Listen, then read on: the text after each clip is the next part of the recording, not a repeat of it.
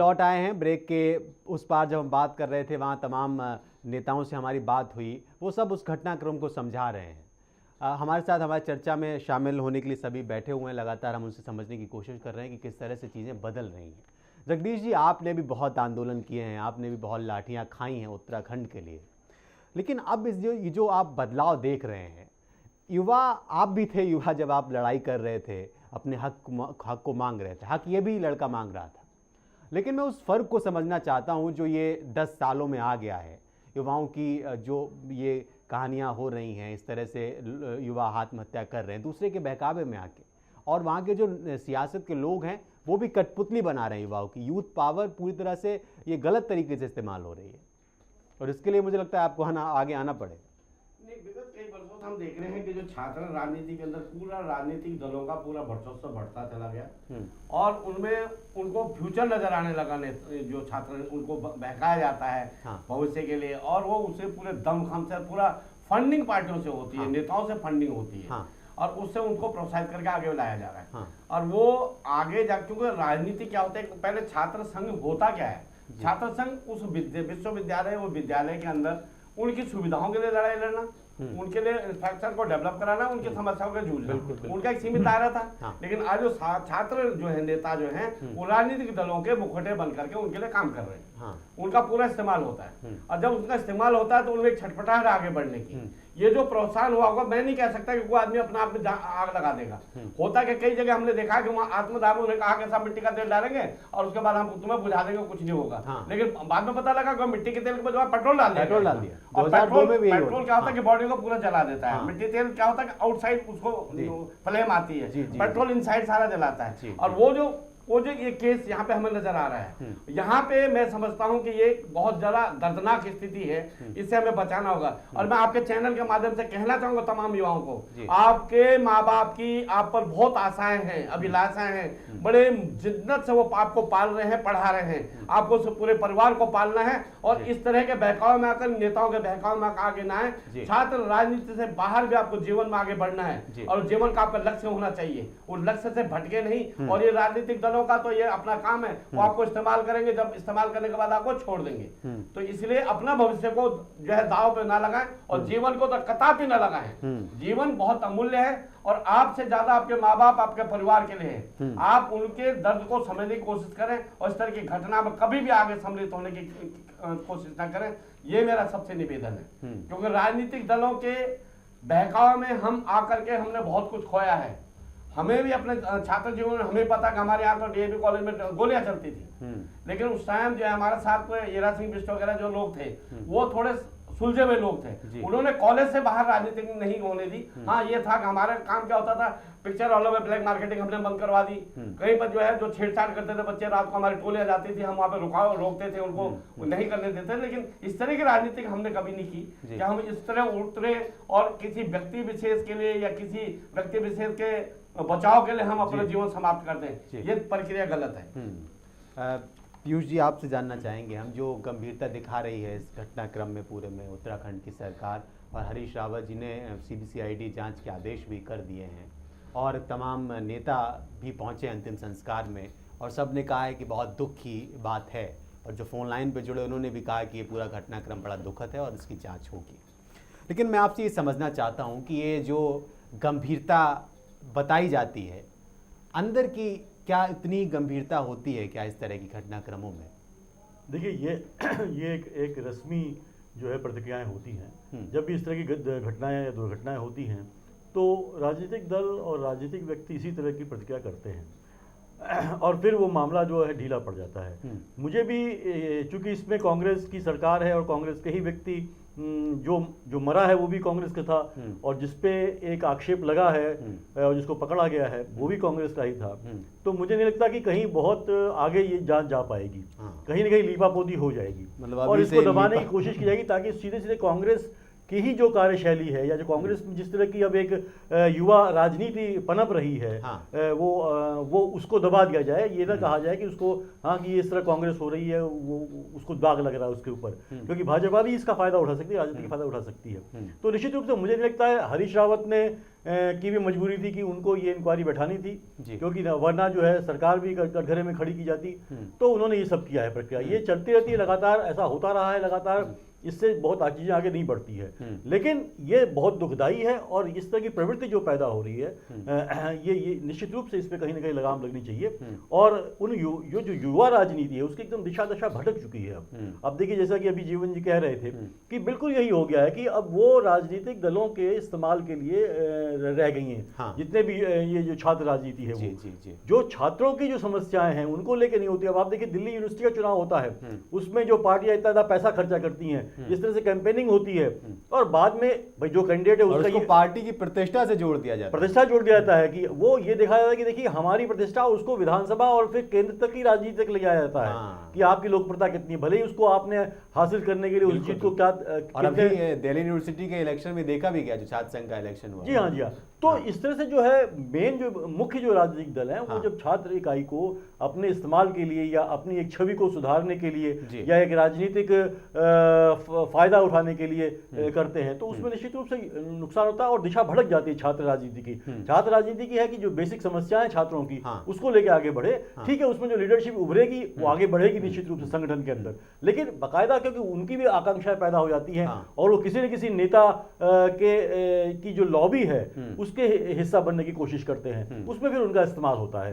तो मुझे लगता है कि ये जो युवा राजनीति जो है, बदलाव होना चाहिए, वो फिर से जो पहले की 60 के दशक की, 70 के दशक की जो युवा राजनीति, छात्र राजनीति थी, उस तरफ जाना चाहिए और मुद्दों पे जाना चाहिए। इसका प्रयास जो है राजनीतिक दलों को ही करना पड़ेगा, क्योंकि वही उनका इस्तेमाल करते हैं, वही उन युवाओं का इस्तेमाल करते हैं अपने लिए, उन्हीं को ये रोकना पड़ेगा और उनको एक बेहतर जो है छात्र राजनीति की। मुझे लगता है वो जब छात्र राजनीति होती थी वो देश हित में और समाज के हित में हुआ करती थी, और छात्रों के हित में होती थी, छात्रों के मुद्दों को लेकर होती थी, और वहां से ग्रूमिंग होती थी, अच्छी राजनीति, एक अच्छा लीडर, एक कार्यशाला हुआ करती थी। देखिए, हमेशा से जो है छात्र राजनीति एक कार्यशाला होती है अच्छी ग्रूमिंग की, कि आप एक अच्छे राजनेता आगे चल के पैदा हो, आप मुद्दों को आइडेंटिफाई करने की समझ आप में पैदा हो, आप एक संवाद करें लोगों से, आपकी वो आपकी फैकल्टी पैदा हो, आप एक अच्छे ओरेटर बन पाए। आप तो ये सब चीजें थी, ये सब कहीं ना कहीं खत्म हो गई हैं। अब ये गुंडागर्दी, अब ये कि आपके बड़े नेता के लिए आप जो है कुछ काम करने के लिए, उसका इस्तेमाल होने के लिए आप तैयार हो जाते हैं।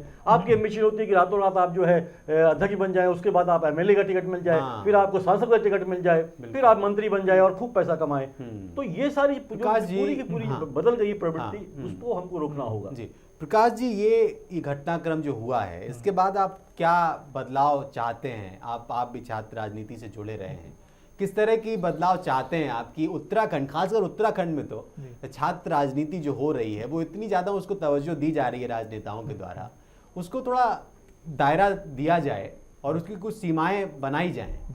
इसके लिए आप किस तरह के बदलाव चाहते हैं? हरीश रावत ने सीबीसीआईडी की जांच के आदेश तो दे दिए हैं, इसके अलावा कुछ और भी मांग है क्या आपकी?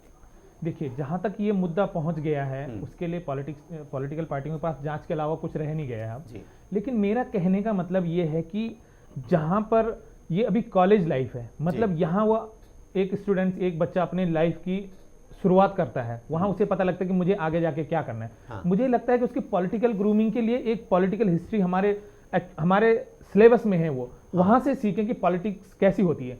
इस पॉलिटिक्स को इस लेवल तक ले आना कि इतनी पॉलिटिक्स हो जाए कि वो उसके कॉलेज के लिए पॉलिटिक्स, वहां पे जो छात्र नेता बनते, पहले जब 1 से 5वीं क्लास और 5वीं से और 6ठी से और 12वीं क्लास तक वॉलंटियर्स बनते थे, जिनको बोलते हैं ये वॉलंटियर है, तो दैट्स लाइक वॉलंटियर। उन्हें, मुझे नहीं लगता छात्र नेता को वॉलंटियर से ज्यादा कोई पदवी देनी चाहिए और उस चीज को इतना हाईलाइट करना चाहिए कि जहां तक ये आज हो गया है कि पॉलिटिकल पार्टीज अपना पैसा लगाती हैं, उन लोगों को इतना हाइप कर देती हैं। अब देखिए, जब एक हमारे देश में मुझे नहीं लगता कई हजार दल हैं और हमारे कॉलेजों में चाहे वो दिल्ली के हैं, चाहे कई अलग अलग प्रांत से लोग आते हैं, अलग अलग प्रांत से, तो ऑब्वियसली है कि वहां पे फिर बिखराव शुरू हो जाएगा। और हमने जब अब खुद ही हमारे राजनेताओं ने कॉलेज में जहां पे 1000-2000 बच्चे पढ़ रहे हैं, उनमें जब 500 पार्टियों को बीच में डाल देंगे तो अलग लोग बढ़ जाएंगे और जिनका आपसी जिनमें इतना दोस्ताना होता है, बहुत सारी चीजें होती है, और इन टाइम पे वो सब लोग बंट जाते हैं, लड़ाई झगड़ा जैसे माहौल। और फिर इन चीजों के लिए जो अभी आपने रामनगर में देखा, जिन चीजों को लोग नजरअंदाज कर रहे हैं कि एक्चुअली ये कहां से शुरुआत हुई, इन चीजों का फायदा वो लोग उठाते हैं जिन्होंने यहाँ से जो ग्रो तो नहीं हुए, लेकिन जो उन्होंने दूषित राजनीति जो करी है कि ऐसा जहर बना देते हैं कि आप अपने आत्मदाह कीजिए, यहाँ तक पहुंचाते हैं कि वो खुद पे आग लगा ले, और वो लोग ऐसी चीजों का फायदा उठा जाते हैं। और इन सब चीजों पे जब कार्रवाई ढंग से नहीं हो पाती है, आप बात पूरी कर लीजिए जी, जब तक इन चीजों पे कार्रवाई नहीं पूरी हो जाती है तो ऐसी घटनाएं आगे बढ़ती जाती है। तो इसके लिए क्राइटेरिया होना बहुत जरूरी है कि कॉलेज की जो ये राजनीति है ये कितनी होनी चाहिए और कहां तक होनी चाहिए, इसमें बिल्कुल दायरा होना चाहिए, और हमारी पॉलिटिकल पार्टियों का इंटरफेरेंस कितना होना चाहिए, इसमें कितना इंटरफेरेंस से आपकी प्रतिक्रिया चाहेंगे। जो कह रहे हैं प्रकाश जी कि ये जो पॉलिटिकल पार्टीज होती हैं और एक छात्र संघ का जो चुनाव होता है, इन दोनों के बीच के जो दूरी होनी चाहिए, जो दूरी ज़रूरी है, उसको लेकर आपका क्या कहना है कि किस तरह से इस दूरी को मेंटेन बनाए रखा जा सकता है? क्योंकि ये तो बिल्कुल मिल गई है। छात्र संघ का चुनाव होता ही इसलिए कि चुनावी हलचल है उसको नज़र रखें ये छात्र संघ के लोग। बेसिकली क्या है कि जो पहले छात्र राजनीति होती थी दलों से अलग होती थी। दलीय उसमें दलों का नाम नहीं होते थे, दलों का नाम नहीं होते थे। जैसे कि अभी ग्राम सभाओं के चुनाव होते हैं, छोटे पंचायत संघ के चुनाव होते हैं, वहाँ देखा कोई सैंपल नहीं होता। पार्टी ठीक है अब अपने कैंडिडेट बनाने लग गए, ये हमारा कैंडिडेट है, लेकिन होता नहीं था। आज की स्थिति में क्या है कि अभी लोगों को लगता है कि चार्म है। कितने लोग हैं जो सक्सेसफुल में आगे बढ़े हैं? गिनती के लोगों को मैं गिना सकता हूँ। जैसे दिल्ली में अरुण जेटली जी हैं, वो यहाँ से कामयाब, या आपके जो वहाँ पर अजय माकन है, या उससे पहले ललित माकन थे, या हमारे हरीश रावत जी हैं, या वो वहाँ उत्तराखंड में जो है हीरा सिंह बिष्ट हैं, या मदन बिष्ट है। गिनती के लोग हैं जो राजनीति में ऊपर पहुंच पाए हैं। ये छटपटाहट क्यों? उन्हें समझना होगा। जगदीश जी, हम आपकी बात पूरी कराएंगे। उससे पहले हमारे साथ फोन लाइन पे चारू जी जुड़ गई हैं, वरिष्ठ पत्रकार हैं। चारू जी, बहुत बहुत स्वागत है आपका। चारू जी, ये जो घटनाक्रम हुआ है उस पर आपकी प्रतिक्रिया लेना चाहेंगे? नहीं, मैं तो इस घटना के बारे में ये कह रहा हूँ कि उत्तराखंड राज्य के बनने के बाद जी जो उत्तराखंड के अंदर राजनीतिक अपसंस्कृति का जो प्रादुर्भाव हुआ वो इन घटनाओं के लिए सबसे ज्यादा जिम्मेदार है। अच्छा, सबसे पहली बात यह है कि हम जो भी राजनीतिक रास्ता तैयार करते हैं और जो भी राजनीतिक हमारा अभीष्ट होता है उसमें जाने के लिए हम साथियों को प्राप्त करने के लिए जो साधनों की पवित्रता हमारी ठीक नहीं होती है, तो राज्य में ऐसी घटनाएं लगातार होंगी। और इसके लिए वो तमाम लोग जिम्मेदार हैं जो उत्तराखंड राज्य को बजाय किसी अच्छे विकास के ट्रैक पर ले जाने के बजाय उन्होंने इन तमाम नए युवाओं में एक ऐसी अपसंस्कृति का प्रचार किया जो लगातार टकराहट की राजनीति को वहाँ पैदा करता रहा। और जब भी हमारे यहाँ राज्य आंदोलन के दौरान भी चाहे निर्मल पंडित ने एक बड़ी लड़ाई लड़ी थी, तो उसको भी इन लोगों ने अपने राजनीतिक स्वार्थों के लिए बराबर यूज करते रहे। तो आज भी युवाओं को जब यूज करने का उनमें गलत ढंग की आकांक्षाओं को जगाओगे और उनमें टकराहट की चीजें पैदा करोगे, तो निश्चित रूप से अगर कोई रचनात्मक राजनीति कोई पहल हुई होती तो राज्य में ये सारी चीजें नहीं होती। मैं तो इसको इस रूप में समझता हूँ कि उत्तराखंड राज्य में राजनीतिक अपसंस्कृति के कारण वहाँ के युवा इन राजनीतिक लोगों के निशाने पर है और उनके शिक्षक हो गए। चारू साहब, एक चीज़ और आपसे जानना चाहेंगे। ये जो जांच बिठाई गई है, सीबीसीआईडी जांच करेगी इस पूरे घटनाक्रम की, आपको क्या लगता है कि ये जांच आखिर अंजाम तक पहुंच पाएगी अपने? अरे साहब, जांचों का तो सबसे पहली बात है ना, जांच बैठाई इसलिए जाती है ताकि वो तमाम चीजें उलझी रहे। जांच का मतलब ही सरकारी ऐसा होता है कि वो तात्कालिक राजनीतिक किसी भी विद्रोह या किसी राजनीतिक विरोध को कम करने के लिए ये सारी चीजें होती हैं। बात उसकी नहीं है, जांच का नहीं है। जांच अपनी जगह है, जांच सरकारें अपने ढंग से करती हैं, उसका क्या रिजल्ट निकलेगा वो भी अलग बात है।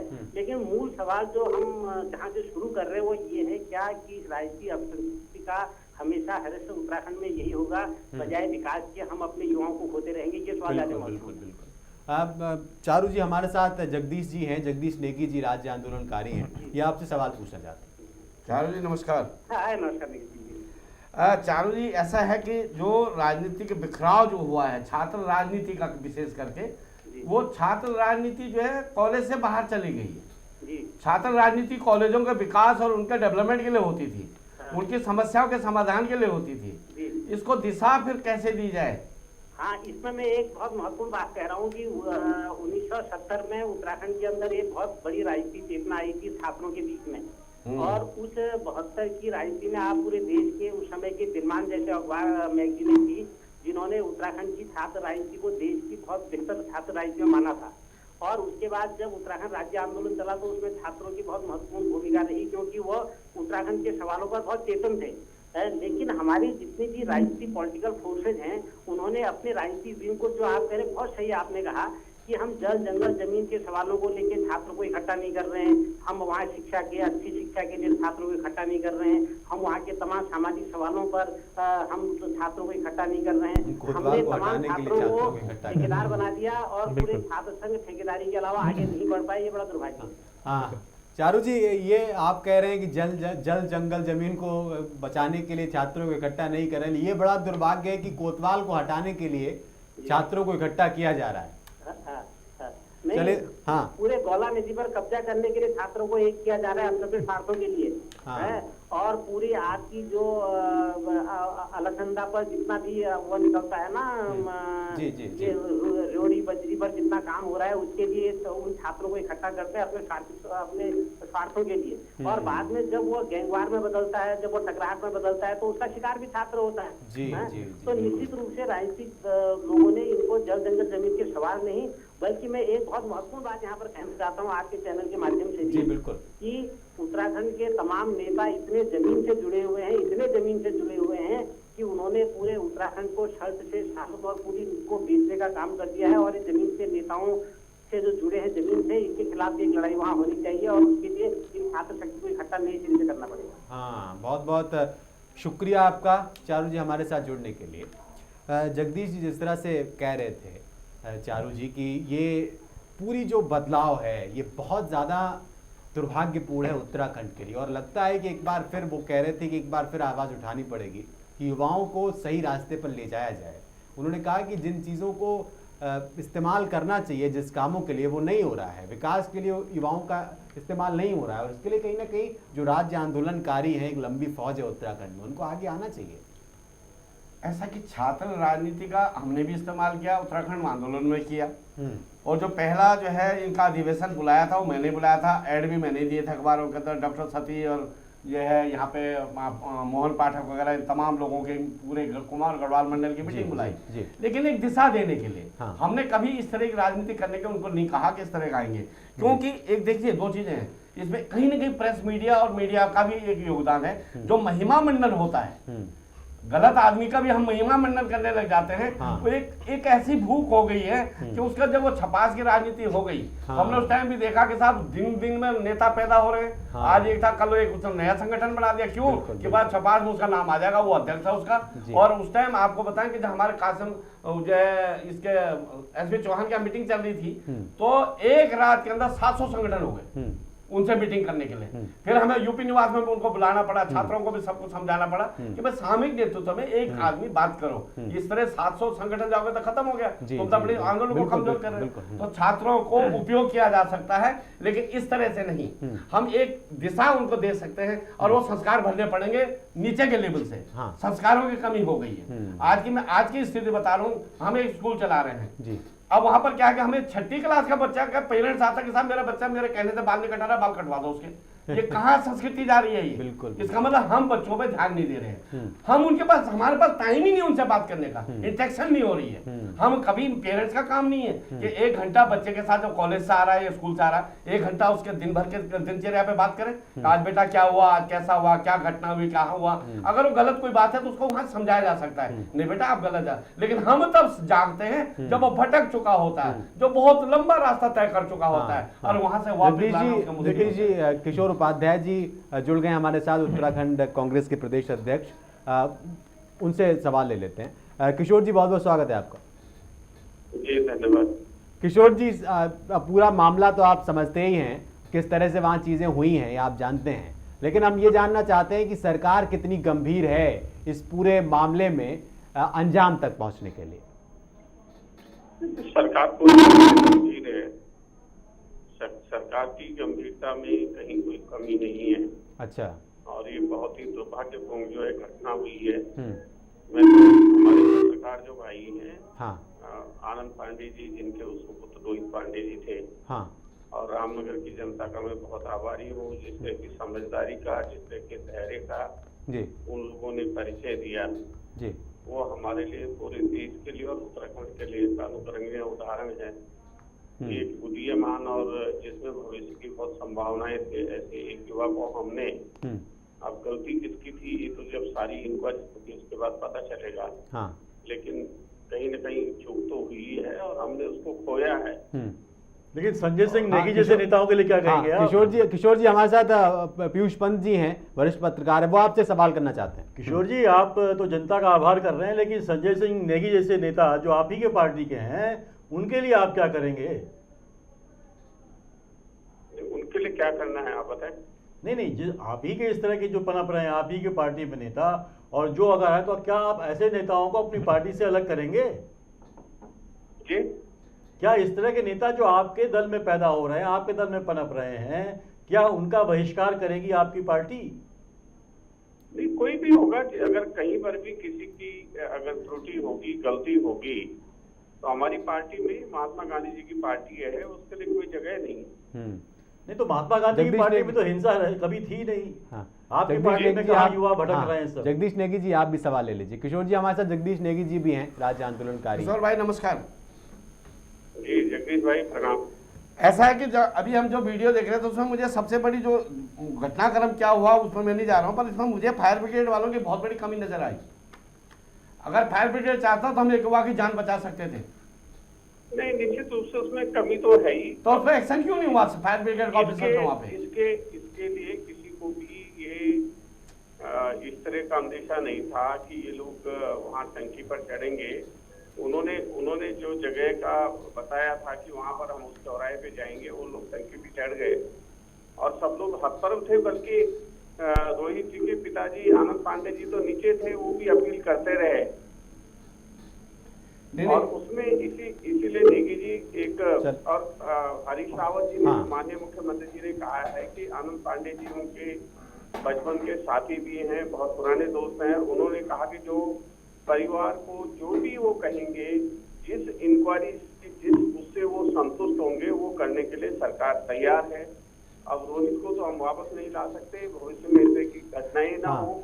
किशोर जी, हाँ, संवेदनहीन अधिकारियों को तो तुरंत तबादला होना चाहिए। मुझे फायर ये ब्रिगेड जरूरी वालों भी है से और बहुत कार्रवाई आपत्ति कर रही है। हाँ, चलिए किशोर जी, बहुत बहुत शुक्रिया आपका हमारे साथ जुड़ने के लिए। जी धन्यवाद। प्रकाश जी, आपसे मेरा सवाल है कि ये जो आप सुन रहे थे, वहाँ के जो नेता हैं, जो वहाँ के पत्रकार हैं, वो लगातार अपने अपने विचार दे रहे हैं, अपने अपने व्यूज़ दे रहे हैं कि किस तरह से चीज़ें बदलनी चाहिए। आप इन सब से सहमत हैं? किशोर जी ने कहा कि क्या कार्रवाई की जाए। देखिए, सभी लोग हाँ एक कार्रवाई के लिए कह रहे हैं कि ये हो सकता था, वो हुआ, फायर ब्रिगेड ने अपना काम निदान क्या आपको नजर आता है? निदान। ये समस्या तो है, समस्या तो है, बदल नहीं है चीजें। ये इस तरह से जगदीश जी ने बताया कि ये निदान ये है। आप अब निदान क्या हो सकता है इन समस्याओं? देखिए, निदान के लिए किसी ने सोचा ही नहीं है। इन्होंने ये नहीं सोचा कि ये क्यों हुआ है, आज जो ये घटना हुई है ये कहाँ से हुई, क्यों हुई, क्यों उत्पत्ति हुई। ऐसा जहर आज हो सकता है कि ऐसी चीजें न जाने कितनी पनप रही हैं और भी, या उसकी वजह से और कितने सारे नुकसान हो रहे हैं। इन चीज़ों के लिए अभी तक किसी ने नहीं बोला कि फिर भी ये नहीं बोला कि हो सकता है कि हमारे राजनीतिक तौर पे ये गलत हुआ हो। हमने अपने पॉलिटिकल जो हमारे एजेंडे और जो हमारे पॉलिटिकल जो हमारा जो परचम है वो वहां तक पहुंचा दिए हमने, जहां तक नहीं जाना चाहिए था इसे। जहां पर हमारे जो विद्या के मंदिर हैं, जहां से हमने एक भविष्य के लिए हम लोगों को चुन रहे हैं, वहां से कि आज हमारे कॉर्पोरेट उत्तराखंड से जितने यूनिवर्सिटी जो उत्तराखंड में जो कॉलेज स्कूल यूनिवर्सिटी गवर्नमेंट या विदाउट गवर्नमेंट जो चल रहे हैं, कितने लोग हैं, कितने कॉर्पोरेट में क्या है, वो सब चीज़ उन्हें राजनीति जरूर सिखा रहे हैं, लेकिन कुछ ऐसी चीजें नहीं है कि उनको कुछ मॉडर्न बना के वहां से निकालें। लेकिन इस चीज में उन्होंने ट्रेंड कर दिया कि राजनीति कैसी होती है, और चीज में तो कुछ जैसे अभी चारू जी कह रहे थे कि इन सब चीजों के लिए नहीं कि हमारा जो जनजीवन है वहाँ का, उसको कैसे, वहाँ का पर्यावरण को कैसे सुरक्षित किया जाए, वहाँ के और चीज़ों को कैसे सुरक्षित, वहाँ के एग्रीकल्चर में, वहाँ की बहुत, वहाँ पर्यटन के लिए जहाँ उनका इस्तेमाल होना चाहिए वहाँ के लिए नहीं सोचा। लेकिन पॉलिटिकल पार्टी के लिए वहाँ हम विद्या के मंदिर तक घुस गए। ये आपने जो सवाल लिया, मुझे लगा कि वो उस मुद्दे पर जवाब नहीं दे पाए ढंग से। आपसे ये जानना चाहेंगे, चारू तिवारी जी हमारे साथ थे, वो भी कह रहे थे कि जो ये यूथ है इनका इस्तेमाल किस तरह से किया जाए, ये बड़ा विषय है, और जिनके ऊपर ये जिम्मेदारी है इन यूथ के पावर को इस्तेमाल करने की, वो सही तरह से कर नहीं पा रहे हैं और वो खुद गलत तरीके से इस्तेमाल कर रहे हैं इन चीज़ों को। नहीं देखिए, हाँ देखिए शिवम जी, क्या हो रहा है कि देखिए अगर हम देखें तो 90 के दशक के बाद से जी जिस तरह से जो हमारा पूंजी का प्रभाव बढ़ा है पूरी अर्थव्यवस्था में जी और एक जो लाभ की संस्कृति पैदा हुई है उसने राजनीति को भी प्रभावित किया। और उसके बाद धीरे धीरे लगातार जिस तरह से हर राजनीतिक दल में जो है जिस तरह के लोग प्रवेश कर गए वहां पे, जिनका दबदबा था पैसे के बल पे, जो आपराधिक छवि के लोग थे, पूरी असल में दरअसल राजनीति की जो है ना दिशा इसीलिए बदल गई। किस तरह के लोग, देखिए पहले की अगर आप देखें तो जो लोग थे उस राजनीति में 50 के दशक में, 60 के दशक में, इवन 70 के दशक में, वो लोग ऐसे थे जो राजनीति से उनका जुड़ाव था, राजनीति को वो समझते थे कि हमें लोगों के लिए कुछ काम करना है और उनकी एक पढ़ा लिखा होते थे, एक समझ पैदा होती थी उसमें लगातार। उसके बाद जो एंट्री हुई राजनीतिक दलों में वो पैसे माफिया के लोगों की एंट्री हो गई, जो माफिया जिताते थे नेताओं को वही सीधे सीधे घुस गए इन पार्टियों में। और आप चाहे उत्तराखंड में देख लीजिए यही हुआ है, जिस तरह से वहाँ पे जो जमीनें और जिस तरह से वहाँ का विकास का जो मॉडल लिया गया उसमें जिस तरह से ठेकेदारों की भूमिका बढ़ी है, जिस तरह से जो है कि आपके क्या नाम अल्कोहल जो है माफियाओं की, लीकर माफियाओं की भूमिका बढ़ी है, तो वो सबसे जो राजनीति अब ऐसी हो गई है कि एक माध्यम बन गई है, खूब धंधा बन गई है, खूब पैसा कमाने की। तो इसी तरह के नेता इसी तरह के लोगों को प्रमोट करते हैं, इसीलिए इस तरह। जगदीश जी आपकी प्रतिक्रिया चाहेंगे, वक्त हमारे पास बहुत कम है। अब आपकी फिर एक बार जरूरत महसूस कर रहा होगा, मुझे लगता है आप जैसे लोगों की, जो यूथ की पावर को सही तरह से इस्तेमाल करे। और चारू तिवारी जिस तरह से कह रहे थे कि विकास के लिए कैसे इस्तेमाल किया जाए, बड़ा संक्षेप में।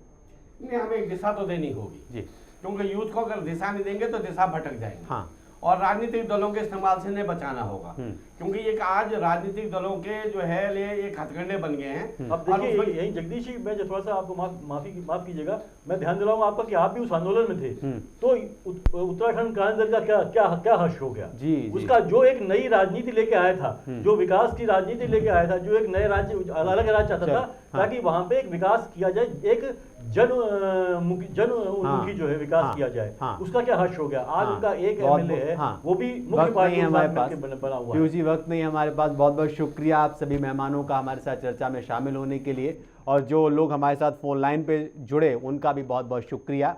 लेकिन ये बहुत गंभीर विषय है, सिर्फ उत्तराखंड के लिहाज से नहीं, पूरे भारत के लिहाज से, पूरे देश के लिहाज से, कि युवाओं का इस्तेमाल किस तरह से किया जाए। क्या छात्र राजनीति अब राजनीति से इस तरह से प्रेरित हो जाएगी कि वो इस दशा में पहुंच जाएगी कि एक युवा छात्र नेता खुद को आग लगा लेगा और अपनी जीवन लीला समाप्त कर देगा। इस पर बड़ी गंभीरता से विचार करना होगा। फिलहाल प्राइम टाइम में इतना ही।